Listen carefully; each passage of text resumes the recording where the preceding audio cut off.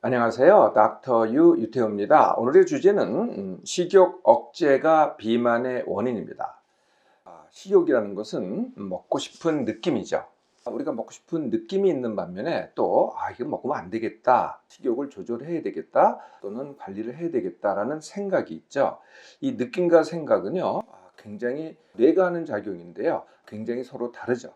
느낌은요, 현재밖에 못합니다. 내가 먹고 싶다 그러면은 그 느낌은 현재만 존재하죠. 어저께 먹고 싶었어, 또는 내일 먹고 싶을 거야, 이건 느낌일까요, 생각일까요? 어저께 먹고 싶었어, 이거는 기억이라는 생각이고요. 내일 먹고 싶을 거야, 이런 생각을 하시는 분이 있을지 모르지만 그것은 기대라는 생각입니다. 그래서 느낌은 현재만 한다는 거죠. 느낌은요, 또 다른 특징이요, 반드시 몸의 반응과 행동을 수반합니다. 반면에 생각은요, 아무런 몸의 반응, 아무런 몸의 행동 없이도요, 얼마든지 생각을 할 수 있죠. 식욕, 먹고 싶을 때 어떤 몸의 반응이 일어날까요? 네, 일단 관심이 글로 갑니다. 네, 그리고 시각과 후각, 네, 보는 것과 냄새 맡는 것이 그쪽으로 자극을 더 받게 되죠. 행동은 어떤 행동을 하게 될까요? 네, 급기야는 결국은 먹게 되죠. 네, 이게 이제 느낌은 몸의 반응과 행동을 수반한다. 반면에 생각은 그냥 아무런 행동 없이, 아무런 몸의 반응 없이 정말 온갖 것들을 다 할 수 있다. 이 차이입니다.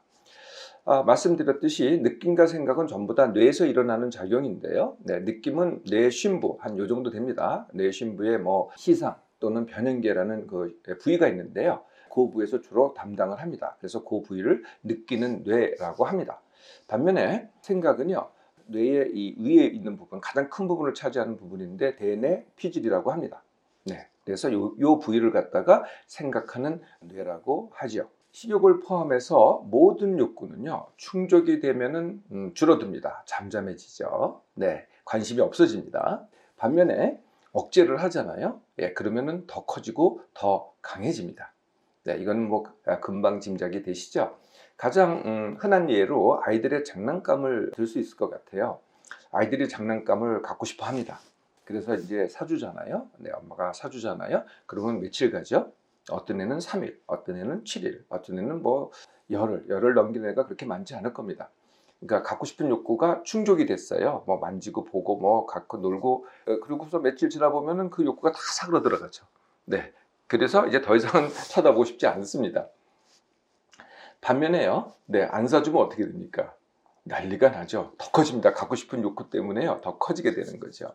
그래서 식욕이라는 욕구를 갖다가 충족을 하면 어떻게 될까요? 네, 그렇게 음식에 관심이 없어집니다. 그리고 적절히 먹게 되고요, 또 골고루 먹게 되죠. 네, 먹는 것에 대해서 힘듦이 전혀 없어집니다. 반면에요, 식욕을 억제하면 어떤 일이 생길까요? 식탐이 생깁니다. 그러거나 아니면은 폭식을 하게 되죠. 과식이나 폭식을 하게 됩니다. 많은 분들이 식탐은 말이죠, 타고난 거다, 원래 그렇다, 이렇게 생각을 하시는데요. 그래서 그걸 타고났으니 이걸 갖다가 관리하고 조절을 해야 돼, 이렇게 믿으시는 분들이 많으시더라고요. 사실은 그 반대입니다. 어떤 이유에서든 식욕이 억제됐습니다. 그것도 많이 강하게 억제한 게 아니고요, 감질나게 조금 억제한 거거든요. 네, 그러면은 먹고 싶은 욕구가 조금씩 더 커집니다. 네, 이게 모여 있는 게 바로 식탐이 되는 거죠. 그 원인과 결과가 바뀌었습니다. 내가 억제를 했기 때문에 식탐이 생긴다는 거죠. 그러면 폭식은 뭘까요? 내가 참다가 빵 터지는 거, 이게 폭식입니다. 그러다 보니까 어떻게 먹어요? 그냥 마구마구 먹습니다. 네, 아무 생각이 없습니다. 그냥 정신없이 마구마구 먹게 되는 게 바로 폭식이죠. 우리는 식욕을 충족을 할까요, 억제를 할까요? 네, 그냥 거의 보편적으로 모든 분들이 식욕을 억제하려고 그러고요, 조절하려고 그러고 관리를 하려고 합니다. 네, 그게 가장 보편적인 현상이죠. 식욕 억제는요, 크게 두 가지로 나눌 수 있습니다. 네, 첫 번째가 단기 억제, 두 번째가 장기 억제입니다. 단기 억제는 며칠 또는 몇 개월 동안의 식욕 억제를 하는 거죠, 강하게. 어떨 때 그러겠어요? 네, 감량을 하겠다고 할 때 그렇게 하는 겁니다. 단식, 네, 대표적인 강력한 식욕 억제죠. 단기 다이어트, 단기에 몇 킬로 빼겠다. 네, 여기도 강력한 식욕 억제입니다. 대부분의 다이어트를 한번 살펴보세요. 네, 식욕을 조절하고 어떻게 관리하고, 네, 이것을 기반으로 합니다. 모든 다이어트는요 거의 다 식욕 억제죠. 근데 길게 할 수가 없죠. 단기 억제입니다. 가게 하다 보니까. 또 우리가 약물을 사용합니다. 식욕 억제제라는 약물을 사용하죠. 한약에도, 한약 다이어트에 사용하는 한약에도 상당한 기능이요 식욕 억제 기능입니다. 다이어트 보조식품, 이것도 식욕 억제 기능을 갖고 있는, 작용을 갖고 있는 다이어트 보조식품이 많죠. 그래서 기본이 식욕 억제인데요. 이렇게 단기간 강력하게 식욕 억제라면 어떻게 될까요? 네, 마치 이것은 눌린 용수철과 같습니다. 용수를 갖다가 그냥 강력하게 누릅니다. 그러면 한 개 두드러면 어떻게 되겠어요? 뻥 터지죠. 다시 튀어오릅니다. 똑같은 거죠. 식욕 억제를 강력하게 하다가 감량을 풀잖아요. 그러면은 용수철이 튀어오르듯이 식욕이 그냥 엄청나게 터집니다. 그걸 뭐라 그럴까요? 요요라고 합니다. 그러니까 요요가 뭐 체질에 따라서 아니면은 뭐 내가 뭘 잘못해서 오는 게 아닙니다. 단기 억제를 하면은요, 요요는요 필연입니다. 반드시 온다는 거죠. 식욕 억제는 장기 억제도 있습니다. 장기 억제는 단기 억제가 며칠 몇 개월이라면은 장기 억제는 몇 년에 걸쳐서 장기간에 걸쳐서 일어나는 게 이제 장기 억제죠. 어렸을 때 엄마가 아이들한테 좋은 식습관을 가르칩니다. 가르치죠. 이게 바로 장기 억제가 됩니다. 커서는 어떻게 될까요? 커서는 우리가 다 어떻게 해요? 좋은 음식 골라 먹기, 나쁜 음식 가려 먹기, 살찌는 음식 가려 먹기, 살 안 찌는 음식 골라 먹기. 이게 또 지금 뭐 거의 모든 분들이 하지 않으세요? 이게 또 식욕의 장기 억제가 됩니다. 이뿐만이 아닙니다. 우리가 흔히 하는 것 중에서요, 식욕 억제가 정말 흔합니다. 다른 대표적인 두 개를 한번 살펴볼까요? 첫 번째가 식욕 대체하기입니다. 사실은 이 식욕을 갖다가 충족하고 싶어요. 그런데 그거를 하면 안 된다고 생각을 하니까 다른 걸로 대체를 하는 거죠. 그 다른 것의 대체가 뭐겠어요? 쾌락이라는 겁니다. 아니면은 즐거움, 이런 것들이거든요. 뭘로 대체를 할까요? 그 대표적인 예가 바로 먹방입니다. 비슷하죠? 그런데 식욕은요, 입에 의해서, 맛에 의해서 아까 말씀드린 느끼는 뇌에서 충족이 되는 데 반해서 먹방은 그걸로 충족되는 게 아니죠. 봅니다. 그리고 듣습니다. 그러니까 이것은 느끼는 뇌가 하는 작용이 아니고 생각하는 뇌가 하는 작용이죠. 지각하는 거니까요. 그러니까 이걸로 대체를 하는 겁니다. 이걸 대체하면 할수록 어떻게 돼요? 정작 식욕은 억제되게 되는 거죠. 또 다른 흔하게 하는 식욕 억제는 자신도 모르게 하는 게 바로 먹기 시 산만하기입니다. 먹을 때 먹는 거를 하는 게 아니고요, 딴 걸 합니다. 대표적인 게 사진 찍기죠.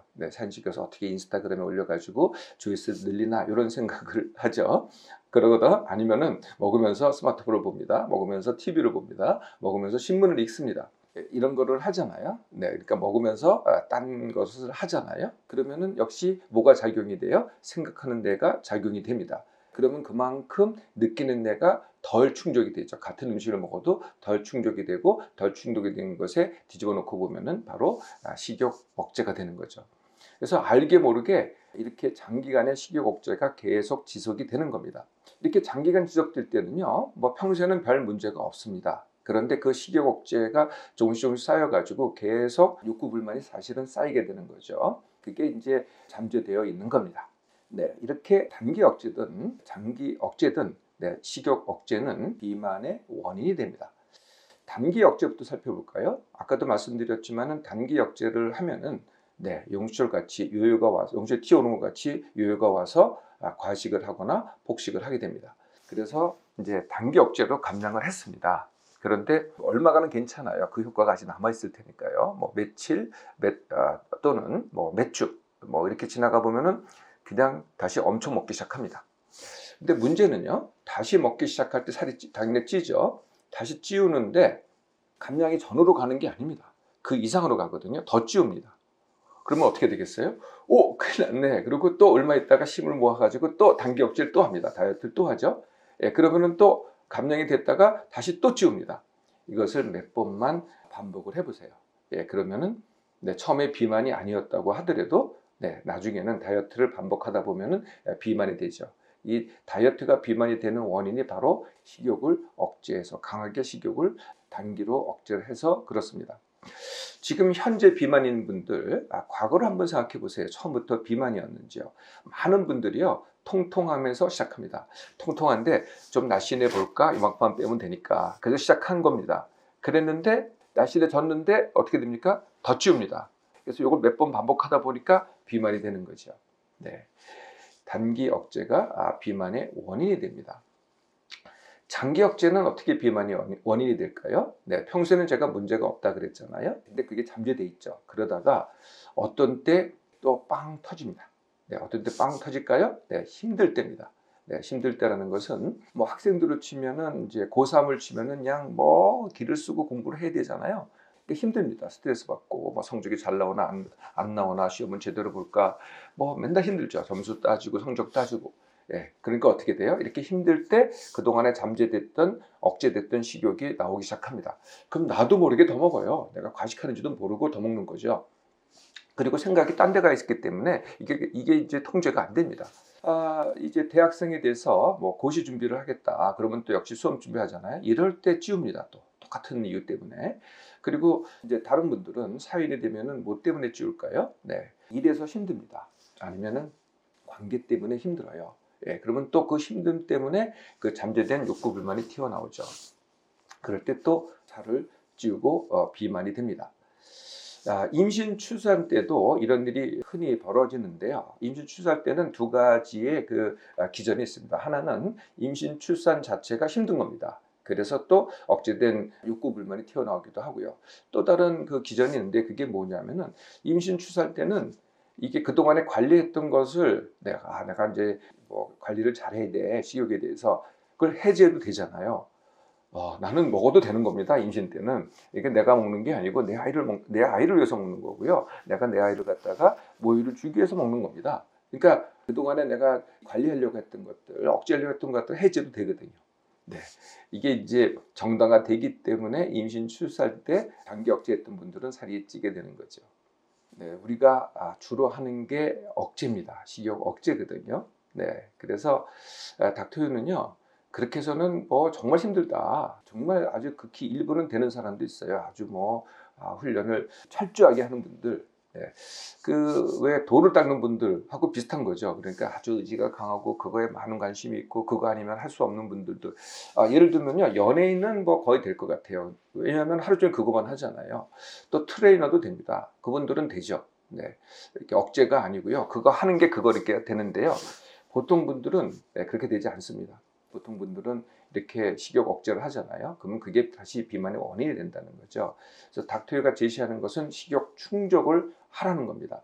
근데 워낙 식욕 억제를 해왔기 때문에 좀 훈련이 필요합니다. 그래서 몇 가지 훈련인데요. 일단 크게 네 가지입니다. 네, 요거 네 가지만 한 2주 정도만 하셔도요. 어느 정도는 충족이 됩니다. 네, 그 네 가지의 첫 번째는 일정 시기라고 하는 겁니다. 같은 시간에 먹기. 네, 그래서 같은 시간에 먹는데 반드시 먹어야 됩니다. 이걸 이제 주식이라고 하고요. 그러면 주식이 아닌 게 있겠죠. 그걸 이제 간식이라고 합니다. 간식은 아무 때나 먹어도 되고 안 먹어도 되고 이게 이제 간식입니다. 야식, 자다깨다 먹어도 됩니다. 그러면 이제 이게 간식이 되는 거죠. 그래서 요 주식과 간식을 가르라는 거예요. 내가 이거 먹으면서 이거는 내가 주식이야 하고 먹고요. 이거는 그냥 간식이야 하고서 또 룰랄라 또 먹는 겁니다. 네, 이렇게 가리기만 하는 게 바로 일정식이거든요. 음식의 종류와 양은 전혀 무관합니다. 그래서 뭐 간식거리로 주식 먹어도 됩니다. 뭐 빵, 과자, 뭐 김밥, 라면 어떤 걸로도 주식 먹어도 되고요. 커피, 토스트 해도 됩니다. 거꾸로 주식거리로 간식 먹어도 됩니다. 뭐 설렁탕으로 간식 먹어도 되고요. 밥, 반찬, 국으로 간식 먹어도 되고요. 뭐 돈가스 어떤 걸로도 주식거리로 간식 먹어도 됩니다. 네, 그래서 단지 이걸 계획해서 먹으면 안 됩니다. 그냥 그 순간에 내가 먹으면서 주식 먹으면서 간식하면 되는 거고 이따가 간식 먹을 거니까 지금 안 먹겠어. 뭐 이따가 회식할 때 많은 걸 먹으니까 지금 적게 먹겠어. 이렇게 하지 마시고요. 항상 그 순간에 먹고 싶은 것을 드시고 싶은 만큼 드시라는 거죠. 그리고 또 이따가 시간이 좀 뭐 짧다거나 길다고 하더라도 또 먹게 되면은 그냥 또 드시면 돼요. 주식 간식만 다루면서. 네, 이게 이제 가장 중요한 훈련이고요. 두 번째 훈련이 느리게 먹기입니다. 네, 느리게 먹기는 평소에 내가 먹는 속도의 2배로 먹는 거거든요. 그런데 뭐 무한히 늘릴 수는 없고요. 30분만 넘기면 됩니다. 네, 식사할 때 30분 넘기기 아니면은 평소에 먹는 속도의 2배로 늘리기. 10분 동안 먹었다 그러면은 20분 동안 드시면 되겠죠. 네, 그래서 이 느리게 먹기를 시행하는 가장 쉬운 방법이요. 티스푼으로 먹기입니다. 티스푼 우리가 보통 이제 한 숟갈, 네, 그거는 굉장히 많은 양입니다. 한 입 분량이죠. 입에 꾹 들어가서 이렇게 되는 게 이제 보통 한 입이고요. 티스푼이라는 건 이제 요만큼 넣는 거죠. 요만큼 넣어서 어떻게 먹어야 되겠어요? 이제 오물 깨지라 깨지라 네, 야금야금 네, 이렇게 드시는 게 티스푼으로 먹힙니다. 그런데 이제 숟갈로만 먹질 않고요. 이제 젓가락으로도 먹잖아요. 젓가락 집어 먹잖아요. 그러면 이제 김밥 하나 아니면 스시 한 조각 이 크잖아요. 이게 한 입 부분입니다. 그럴 때는 티스푼 양만큼 이렇게 이빨로 깨물어서 떼어 먹어야 됩니다. 역시 오물 이렇게 드셔야 되겠죠. 세 번째 방법은요. 먹기에 집중하기입니다. 먹기를 할 때는 먹기만 하라는 거죠. 아까 뭐 사진 찍기, 뭐 스마트폰 보기, 신문 읽기 이런 거 하지 마시고요. 그냥 음식 그 자체. 옛날 영화 보시면은요, 음식을 먹을 때 이렇게 감사의 기도를 드리고 먹는, 우리나라는 좀 덜 그랬는데 서양 영화 보면 그런 게 참 많습니다. 네, 그게 정말 이유가 있는 거거든요. 네, 그래서 뭐 기도를 하셔도 좋고요. 하여튼 음식 먹을 때 음식에 집중해서 드시기 시작해 보세요. 이게 그 맛에 집중을 해서 씹어가면서 맛을 많이 느껴보시라는 거죠. 네, 그러면은 정말 아까 기도를 안 해도요, 감사의 느낌이 저절로 듭니다. 음식이라는 굉장히 중요한 행동을 하는 거거든요. 쉬는 것도 중요하고요. 뭐 자는 것도 중요하고 다 중요합니다.